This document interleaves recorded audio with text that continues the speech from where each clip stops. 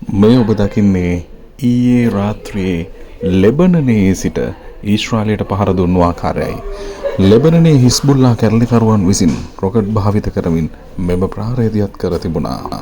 කෙසේ වෙතත් හිස්බුල්ලා සංවිධානයටද ඉරානය යම් ආකාරයක ආධාර කිරීමක් සිදු කරන බවටයි මෙහිදී තොරතුරු වාර්තා වන්නේ.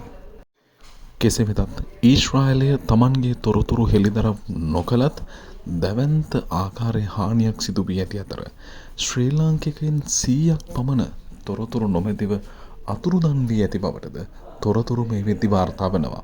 කෙසේ වෙතත් මේ නිල නොලත් වාර්තාවක් ශ්‍රී ලාංකිකයන් 100 දෙනෙක් පමණ ඔවුන් සිටි ස්ථාන පිළිබඳ තොරතුරක් නොමැති බවට මේ වෙද්දී තොරතුරු වාර්තා වී තිබෙනවා.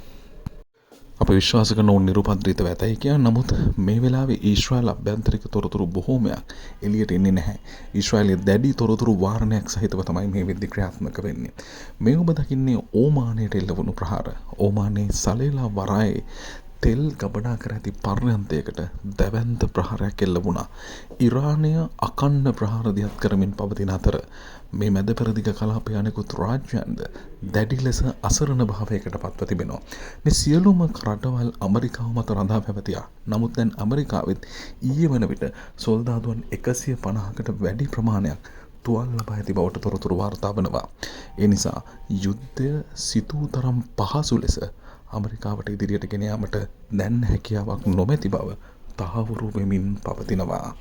අපේ ප්‍රාර්ථනය මේ යුද්ධය ඉක්මනින් අවසන් වේවා. නියත වශයෙන් ශ්‍රී ලංකාවේ රාජ්‍යයන්ට දැඩි බලපෑම් නොදුරහිතීම මේ යුද්ධය නිසා ඇති විය හැකියි.